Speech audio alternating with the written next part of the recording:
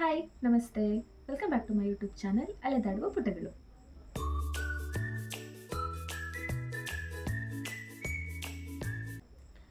ನಾನಿವತ್ತು ತುಂಬ ದಿನ ಆದಮೇಲೆ ಒಂದು ಪುಸ್ತಕ ಪರಿಚಯ ಮಾಡಿಕೊಡ್ತಾ ಇದ್ದೀನಿ.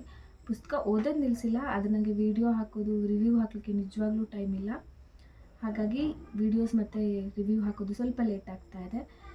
ನಾನಿವತ್ತು ಪರಿಚಯ ಮಾಡಿಕೊಡ್ಬೇಕು ಅಂತ ಇರೋ ಪುಸ್ತಕ ಕಟ್ಔಟ್.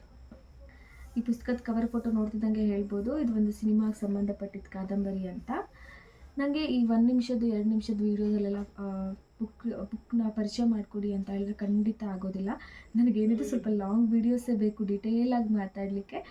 ಆದರೂ ತುಂಬ ಜನಕ್ಕೆ ಶಾರ್ಟ್ ಇಷ್ಟಪಡ್ತಾರೆ ಮತ್ತು ರೀಲ್ಸಲ್ಲಿ ಮಾಡಲಿ ಅಂತ ಎಕ್ಸ್ಪೆಕ್ಟ್ ಮಾಡ್ತಾರೆ. ಹಾಗಾಗಿ ನಾನು ಈ ಪುಸ್ತಕ ಪರಿಚಯನ ಶಾರ್ಟಾಗಿ ಮತ್ತು ಒಂದು ಪುಟ್ಟ ರೀಲಾಗಿ ಕೂಡ ನನ್ನ ಇನ್ಸ್ಟಾಗ್ರಾಮ್ ಪೇಜಲ್ಲಿ ಅಪ್ಲೋಡ್ ಮಾಡಿದ್ದೀನಿ.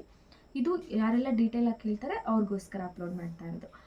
ಓಕೆ, ಈ ಕಟ್ಔಟ್ ಪುಸ್ತಕ ಬರೆದಿರೋರು ಸತ್ಯಕಿ ಅಂತ, ಸಸಿ ಪ್ರಕಾಶನದಿಂದ ಬಂದಿದೆ. ಇದರ ಬೆಲೆ ಬಂದು 270 ರೂಪಾಯಿ. ಪಕ್ಕಾ ಪೈಸಾ ವಸೂಲ್ ಅಂತ ಏನು ನಾವು ಮೂವಿಗೆ ಹೇಳ್ತೀವಲ್ಲ, ಹಾಗೆ ನಾವು ಪುಸ್ತಕಕ್ಕೆ ಹೇಳಬೇಕು ಅಂದರೆ ಈ ಪುಸ್ತಕಕ್ಕೆ ಹೇಳ್ಬೋದು. ನಾನು ಜನವರಿ ಸ್ಟಾರ್ಟಿಂಗಿಂದ ಹೊತ್ತಿಗೆ ಮಿತ್ರರು ಅವರ ಓದಿನ ಚಾಲೆಂಜ್ ತೊಗೊಂಡಿದ್ವಿ. ದಿನಕ್ಕೆ 20 ಪುಟ ಓದಲೇಬೇಕು, ಅದನ್ನು ಗೂಗಲ್ ಫಾರ್ಮಲ್ಲಿ ಮೆನ್ಷನ್ ಮಾಡ್ತಾ ಹೋಗಬೇಕಿತ್ತು. ಸೊ ಆ ಚಾಲೆಂಜ್ ತೊಗೊಂಡಾಗಿಂದ ಒಂದಿನೂ ಮಿಸ್ ಮಾಡದೆ ಓದ್ತಾ ಇದ್ದೀನಿ ಇವತ್ತಿನವರೆಗೂ. ಹಾಗೆ ಓದಬೇಕಾದ್ರೆ 8 ಪುಸ್ತಕ ಮುಗಿಸ್ದೆ ನಾನು ಜನವರಿಯಲ್ಲಿ. ನಂಗೆ ಅದು ಯಾವುದೂ ಕೂಡ ಸ್ಯಾಟಿಸ್ಫ್ಯಾಕ್ಷನ್ ಅನ್ನಿಸ್ಲಿಲ್ಲ, ಏನೋ ಮಿಸ್ಸಿಂಗ್ ಅನ್ನೋಕ್ಕೆ ಶುರುವಾಗಿತ್ತು. ಆಗ ಮಧ್ಯದಲ್ಲಿ ಎತ್ಕೊಂಡಿದ್ದೆ ಈ ಪುಸ್ತಕ. ನನಗೆ ಆಗಲೇ ಹೇಳಿದ್ನಲ್ಲ ಪಕ್ಕಾ ಪೈಸಾ ವಸೂಲ್ ಅಂತ, ಹಾಗೆ ಅನ್ನಿಸ್ತು ಈ ಪುಸ್ತಕ. ಸ್ಟಾರ್ಟ್ ಆದಾಗಿಂದ ಕೊನೆವರೆಗೂ ನಮ್ಗೆ ಅದೇ ಕೌತುಕತೆ ಕುತೂಹಲ ಮೂಡಿಸಿದಂಥ ಪುಸ್ತಕ ಇದು. ಕಥೆಯೊಳಗೊಂದು ಕತೆ ಬರ್ತಾ ಹೋಗುತ್ತೆ. ಸ್ಟಾರ್ಟಿಂಗ್ ಈ ಪುಸ್ತಕ ಓದುವಾಗಿಂದ ಒಂದು ಕ್ಯಾರೆಕ್ಟರ್ ಬರುತ್ತೆ, ಭಾರ್ಗವರಾಜ್ ಅಂತ.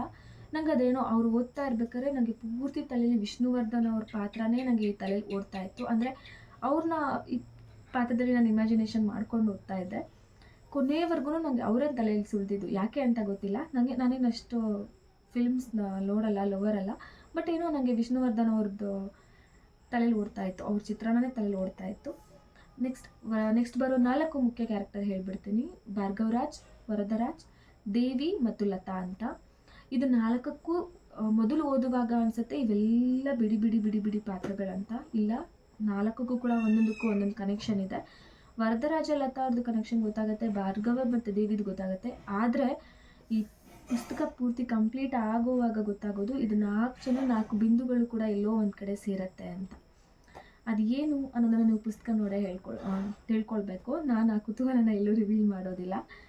ಇನ್ನೊಂದು ಏನಂತ ಹೇಳಿದ್ರೆ, ಈ ಪುಸ್ತಕದಲ್ಲಿ ಏನಿಲ್ಲ, ನಗು ಬರುತ್ತೆ, ಅಳು ಬರುತ್ತೆ, ಒಂದು ಕುತೂಹಲ ಇದೆ, ಕೌತುಕತೆ ಇದೆ, ಮುಂದೆ ಏನಪ್ಪ ಆಗ್ಬೋದು ಅನ್ನೋ ಒಂದು ತುಂಬ ಎಕ್ಸೈಟ್ಮೆಂಟ್ ಇದೆ. ನಿಮಗೆಲ್ಲದೂ ಕೂಡ ಈ ಕಾದಂಬರಿಯಲ್ಲಿ ನಾವು ನೋಡ್ಬೋದು. ಇದು ಪಾರ್ಟ್ 1 ಮಾತ್ರ, ಪಾರ್ಟ್ 2 ಇನ್ನೂ ಬರಲಿಕ್ಕಿದೆ. ನಾನಂತೂ ಎಕ್ಸೈಟೆಡಾಗಿ ಕಾಯ್ತಾ ಇದ್ದೀನಿ.